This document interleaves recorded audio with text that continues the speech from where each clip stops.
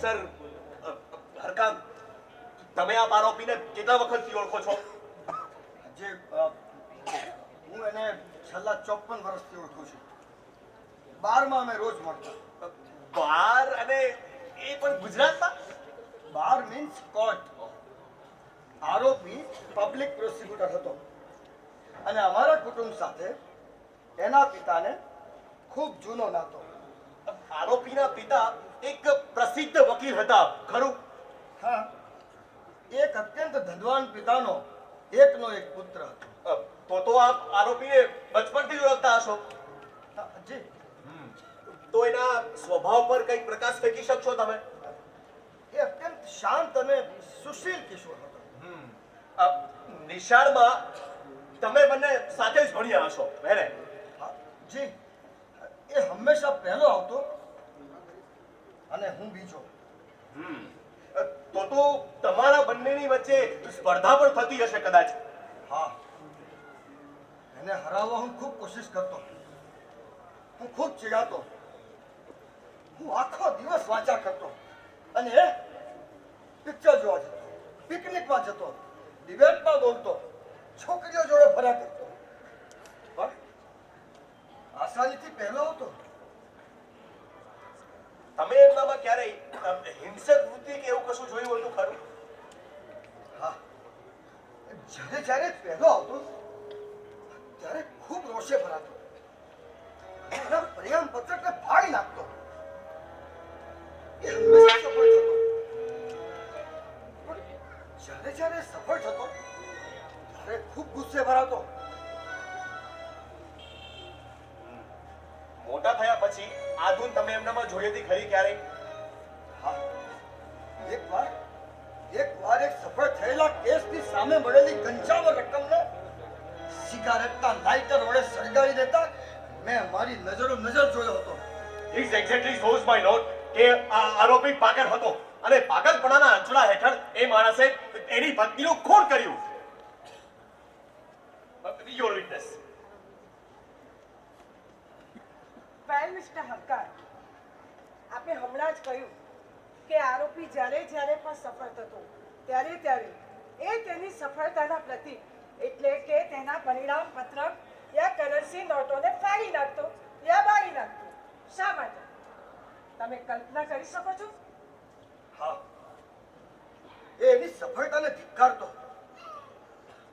એ ખુદ મને કહેતો, I hate success, I detest it. મારે નિષ્ફળતા જોઈએ છે. પણ એ કદી નિષ્ફળ જતો જ નહીં. અરે એ લોટરીની ટિકિટ લેતો તો એમાં પણ એનો નંબર અચૂક લાગતો. ધેટ મીન્સ કે ઘેટાના શરીર પર જેમ આપોઆપ વાળીએ તેમ તેને આપોઆપ સફળતા મળતી, રાઈટ? હા, કંઈક એવું જ. પણ કમનસીબે એને મળતી સફળતાથી એ ખુશ નહોતો થતો, બલકે ચીડાતો. સફળ થવાના વશમાં નહોતું, પણ કોઈના નસીબ જ એવા હતા કે જ્યાં હાથ નાખે ત્યાં પાછા ઉભાર જ પડે. એનું લગ્ન જીવન કેવું હતું? સુખી, અત્યંત સુખી. એની પત્ની એને ખૂબ ચાહતી. એ ખૂબ સ્વરૂપવાન હતી. એનું જીવન એક સફળ દાંપત્ય જીવનના પ્રતીક રૂપ હતું. બે વાસણો ભેગા થાય તો ક્યારેક ખખડે પણ ખરા. હા, પણ આ પતિ પત્નીના જીવનમાં મેં ક્યારેય ઝઘડો થતો જોયો નથી કે મારા કાને મેં સાંભળ્યો પણ નથી. That's all my lord. આરોપી જેવો અત્યંત સુખી અને સફળ વ્યક્તિ એની પત્નીનું ખૂન શા માટે કરે? Any more question? Yes, sir. તમે હમણાં જ કહ્યું કે આરોપી આપોઆપ મળતી સફળતાને ધિક્કારતો હતો, ખરું? હાજી. તમે એમ પણ કહ્યું કે આરોપીનું લગ્ન જીવન અત્યંત સુખી હતું, રાઈટ? This means કે એ માણસ એના લગ્ન જીવનને પણ ધિક્કારતો હતો. Yes sir. તમે કેવી રીતે કહી શકો? જી, એણે જ મને કહ્યું હતું. શું કહ્યું હતું અને ક્યારે કહ્યું હતું? ચોથીની રાત્રે બરાબર 12 વાગે એ મારા ઘરે આવ્યો. એણે મને કહ્યું કે હરુ હું એમાં પણ સફળ થયો. મેં પૂછ્યું શેમાં? મારી પત્નીની કતલ કરવામાં. મેં કહ્યું શા માટે? શા માટે તે તારી પત્નીને કતલ કરી? એણે કહ્યું, મારી જિંદગીમાં આવી પડતી સફળતાઓથી હું કંટાળી ગયો હતો. નિષ્ફળતાની મને ઝંખના હતી. મારી જિંદગી સીધી સપાટ હતી. એટલે મરીન ડ્રાઈવ પર રહેલી મીણબત્તીની ભારવાળા છે સીધી સપ્રમાણ. મારી જિંદગીમાં કંઈક અવરોધ જોઈતો હતો. નિષ્ફળ થયો હતો. શું કરું?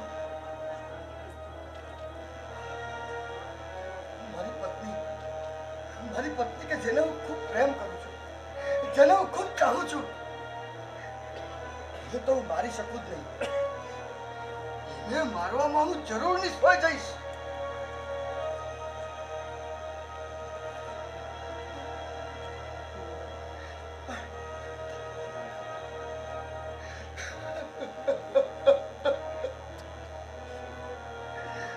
હું એમાં પણ સફળ થયો હરું. હું એમાં પણ Next witness. સાહેબ,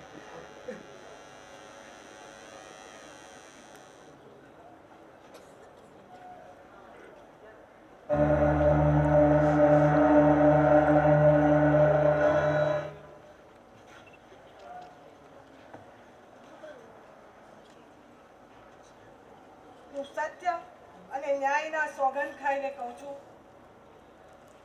કે હું જે પણ કંઈ કહીશ તે સત્ય જ કહીશ. સત્ય સિવાય બીજું કાંઈ નહીં. proceed, Mr. Prosecutor.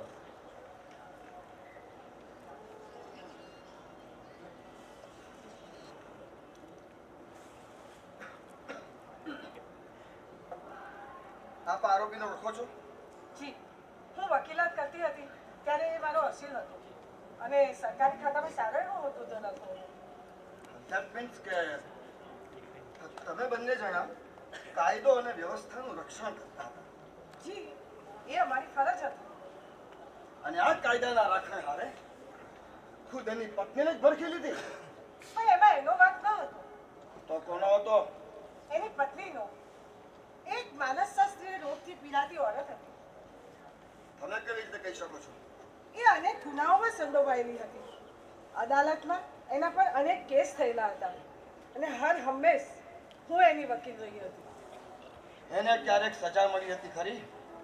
સરકારી વકીલો એની વિરુદ્ધના આક્ષેપો પુરવાર કરવામાં નિષ્ફળ નીવડ્યા હતા. કેવા કેવા આરોપો હતા એના પર? ફર્સ્ટ ક્લાસ ક્રાઇમ્સ, ચોરી, ફોર્જરી, મિસએપ્રોપ્રિએશન અને ખૂન. ખૂન? કોનું ખૂન? એના પતિનું ખૂન. સોરી, એની પત્નીનું ખૂન. એની ગુનાહિત પ્રવૃત્તિથી એનો પતિ ત્રાસી ગયો હતો.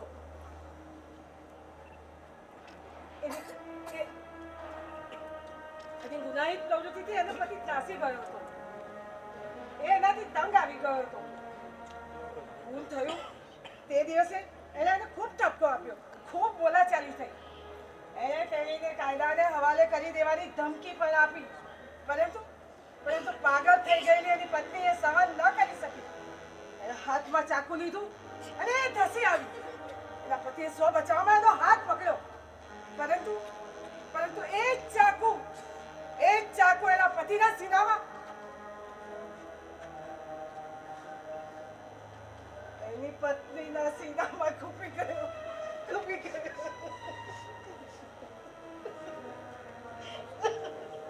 Any more question? No, sir.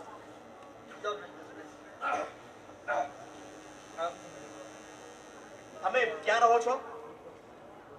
ચેતના સોસાયટી, બંગલા નંબર 6. એટલે કે આરોપીના નજીકના જ બંગલામાં, ખરું? જી હા. આરોપીની પત્નીને આપણે જોઈ હતી ખરી ક્યારે? જી ના, એ બાઈને મેં જીવતી તો ક્યારેય નહોતી જોઈ. નજીકના બંગલામાં રહેવા હોવા છતાંય? જી, એ ક્યારેય બંગલાની બહાર નહોતી નીકળતી. એની બહેનપણીઓ એને સ્ત્રી મંડળમાં આવવાનું કહેતી ત્યારે એ ના કહેતી. એનું કારણ? એ કહેતી કે ઘરના કામકાજમાંથી એને ફુરસદ જ નહોતી મળતી. પાંચ છોકરાઓની પડોજણમાંથી એ ઊંચી જ નહોતી આવતી. એટલે કે આરોપીએ ફેમિલી પ્લાનિંગ નહોતું કર્યું. સોરી મેડમ, તમે રાત્રે આરોપી સાથે જ્યારે ક્લબમાંથી પાછા ફરતા ત્યારે ઘરનો દરવાજો કોણ ખોલતું? એની પત્ની. બરાબર. હવે તમે કહો છો કે દિવસે બહાર નહોતી જતી, રાત્રે ઘરમાં જ રહેતી હતી, તો પછી એ ચોરી, ફોર્જરી કે મિસએપ્રોપ્રિએશન ક્યારે કરતી?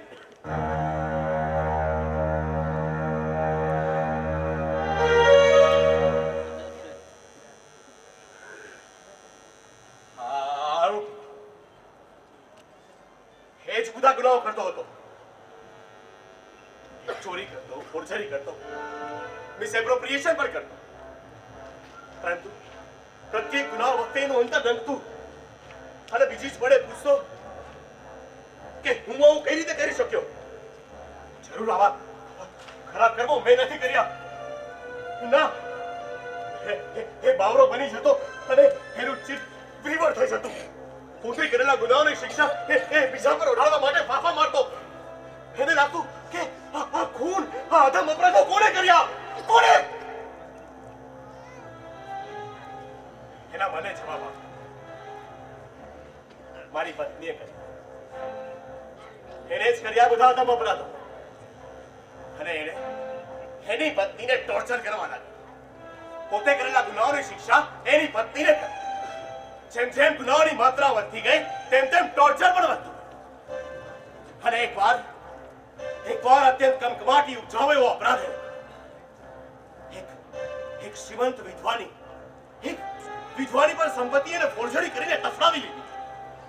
એના હૈયામાના ન્યાયના તત્વે શિક્ષા કરી સજાએ મોત. અને આ સજાનો અમલ એને એની પત્ની પર.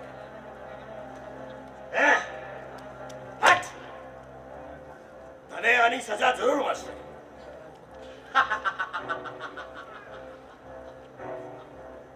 જરૂર મળશે.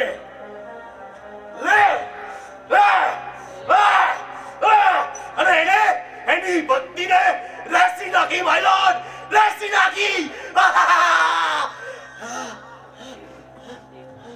એની પત્નીને રેસી નાખી, માય લોર્ડ. એની પત્નીને રેસી નાખી.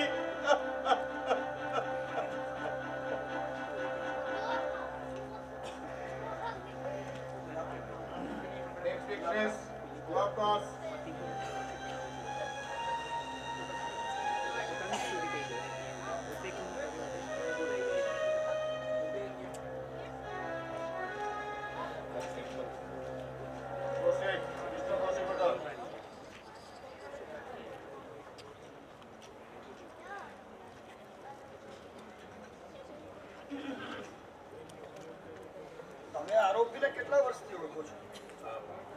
હું એને છેલ્લા 54 વર્ષથી ઓળખું છું. એના જીવનની તમામ પળોનો હું સાક્ષી રહી ચૂક્યો છું. એક સામાન્ય અદાલતનો કારકુન હતો, ક્લાર્ક ઓફ ધ કોર્ટ. અને સંતાન કેટલા હતા? એને એક દીકરો હતો સાહેબ, અને એ પણ ઇન્કમટેક્સ ઓફિસમાં કારકુન હતો. કારકુનનો દીકરો કારકુન સાહેબ. એના દીકરાનું ખૂન થયું હતું, તમને ખબર છે? એ કારકુન થયો એ પહેલા જે મરી ગયો હતો. હવે તેનું ખૂન થયું છે કે શું એની મને કશી ખબર નથી. આ ભાઈ ગંગા કોણ હતી અને એને આરોપી સાથે શો સંબંધ? એને એક પત્ની હતી સાહેબ. ભાઈ ગંગા કે શું એની મને કશી ખબર નથી. તમે એમ કીધું કે તમે એને 54 વર્ષથી ઓળખો છો અને તમે એની પત્નીનું નામ નથી જાણતા. તમે જૂઠું બોલો છો. ના ના સાહેબ, હું જૂઠું નથી બોલતો.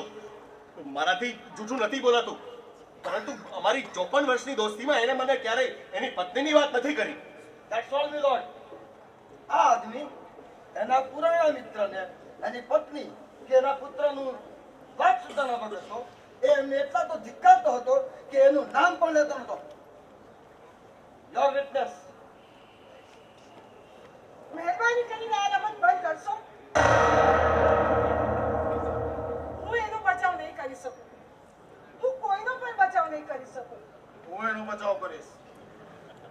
તમે જજ બની શકશો? Okay proceed. મિસ્ટર ગુલાબદાસ, તમે હમણાં જ કહ્યું કે 54 વર્ષથી તમારી અને એની દોસ્તી હતી, તો તમારી ઉંમર કેટલી? 54 વર્ષ. તો શું તમારી અને એની દોસ્તી 54 વર્ષની કઈ રીતે હોઈ શકે? શું તમે જન્મ્યા ત્યારથી એને ઓળખતા હતા? હા, હું જન્મ્યો ત્યારથી જ હું એને ઓળખતો હતો. એ મારાથી ક્યારે અલગ નથી થયો.